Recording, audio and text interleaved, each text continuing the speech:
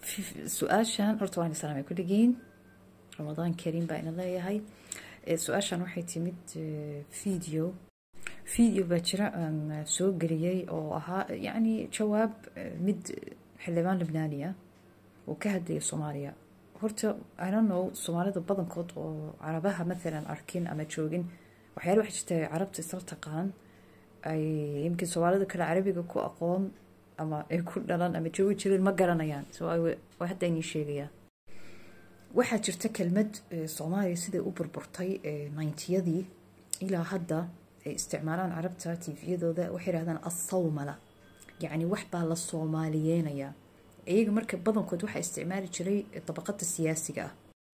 niman badan baa marka isticmaalay yani yimkin dadka waxiidka aan arkin asagoo ku hadlaya مثلا as siyaasi soo baxay arno wallahi akhbaarta riyaa baan daawan waxay nimankan Suuriya xukuma aan weligii ma arkin ayagu as-sawmala lahaa laakiin as waxaan ka wadaa president qof yani dawladda muhiima ama madaxweyne noqdo ama nin مثلا wadanka xukuma ama amiir whatever nimanka Carabta oo dhan way isticmaali jireen kelmadaas annaga marka as Soomaali Carabta mar walba waxay ku faantaa 2011 وهذا I think before 10 سنة كهر iyo inay kacaan sameeyeen nimankii madaxweynaha Carabta la rabayna laga takhaluso oo qaarna ka takhaluseen laakiin dhibaato u timid laakiin reality waxa madaxweynaha Carabta oo dhexda ka baxay laakiin dadka ugu horeeyo ka horeeyo yani madaxweyne ku kacaan sameeyo Soomaalida ahaayeen Soomaalida markay iska ceeriyeen madaxweynihii hore ama nidaamkii hore xukuumadii hore oo dhan ayagii hadhow dagaalo hoosa ka dhacay Mareykan baa isku tijaabiyay inuu soo galo Mareykan uu ku fashilmay wadankii marka wuxuu galay dawaama ama uu wareeray okay يعني من dhibaato ila gaajo ila dagaal ila qax ila wahala wajir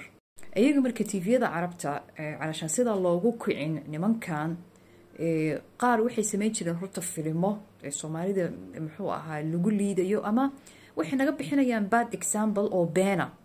يعني ما keenayaan qof Soomaaliya ma keenayaan qof agar waxay keenayaan ashkaal kale waxay ku leeyihiin dadkana Soomaaliya waxay ka dhigayaan Soomaaliga wax liita wax because aqliga waxa la rabaa qofka Carabka in laga dharjiyo oo la yiraahdo Soomaalidu waa same waa san waa level kan hadana ninkan kursi ku fadhiyo ku kacdid Soomaali baad noqonaysaa qaxootiya afarta hurguban gaajeysan waxbana gelin nimanka ugu badna isticmaal jiray wuxuu ahaa ninka Muammar al-Qaddafi ويجان انتي على عبد الله صالح كل قضية انتين نيمان كان هذا صوبح لبنان وحصلوا إنه استعمال الجيران whatever طبعا هل كان example لا إن توصي إلى هدف إني صومال إلى هدف عربت إني يعني استعمال شكل بدأ نذر بودن كيس مركو أبقى وطاري نقض الصوم لا صومين ويراهدو لكن هذا وحنا نقطي ميديها يو شعبك يعني شعبك نقاربة استعماله ميديها والله استعماله ميديها أقوى استعمال شكل بدأ هرتو الجزيرة reality marka loo hadlo xataa waxa jirta mowduucyo dhan ay ka sameysay marka iyaga dadkan waxay ku tashteen mar walba horumarkaaga ma soo saarayaan laakiin gaajada ku dhacday TV ugu horeey noqonayaan gaariga ugu horeey imaanayaan way sawirayaan okay laanu gaajada koonfurta kaliya ka dhacda ama laba magaalo saddex magaalo tuulooyin wixii bay marka buunbuuniyaan مثلا haday burcbadeedka sheekada ku dhacday it's the same yani iyaga suuradaada saxda ma soo saarayaan laakiin suurada khaldan bay soo saarayaan ama beenta laga sheegayo صومنا marka maxaa laga wadaa waa laba macno macnaha ugu horeeya waxa weeye dad fashilmay gaajeysan dhintay baqay hoogay marabna inaan noqono qaabka labaad uu u fasiray hadda ninkan Libnaaniga waxa weeye inuu shacabka inuu asaga isku filnaan gaaro lidarajat inuu ka maarmo dawlad nidaam inay noqoto oo yani la jinqaada adduun weynaha laakiin ayaga way noolaan karaan without government ma fahamteen sheekada زي ما كنت لي أنا كوساسا كنت بين دونا دا لبنان هاي بكوس لبنان وحين نوجا إجيين أنا كو قبيلة ذانا هاي أيجو وكلا دين وكلا طائفة وكلا قوميات تطبيق صدق طائفة دي قوميات دي الدين بالله هذا يا ميشان أيجي سوريا العراق هذا أرق كوانا كهلي ولي استعمالان طبعا هذا عربت آد بوجه شبنت هاي ودمو حاجرات ولباتيسن قاتيسن رياليتي آد وجه شبنت هاي especially wadamada kacaanka sameeyo ilaa hadda dhib ku jirto waxa tiraahdaa Masaarida Suudaan Yemen Iraq Lebanon Suuriya wadamada dhulkay galeen reality dhulkay galeen example-dan hadda la daawado kan waxa weeye waa Tunis tuunista africa ilaahay u gargaaro ku jastaniya soomaaliya leeyahay sawmal leeyahay baan noqday kan waxa weeye kii baarlamaaniga libnaaniga ahaa طبعا screenshot way youtube baad gelin kartaa sawmal qor waxaas dhan baa inoo soo baxayo fiidiyoyina kan waxa weeye tv-ga carabta iyo suuriya weeye kanna waa yemen the most funniest things waxa weeye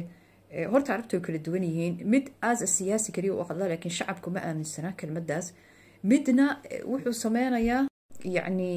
wuu sadaqo asaga beentii buu runt mooday oo wixiba halkan hadda arag ayaga ka jajabantay gaajeysan tahay kan hadda example-adan arka النص العلبة الفاصولية بالبوابي ولا المطاعم ب 450 ريال بالرق ان الحبة الفاصولية ب 400 ريال يا رباه ذهبنا الى الهاوية صومنا طبعا يمني ويوحو كلية واحد البقالي من غطي واكا صومالي ما نقضي بكلية يعني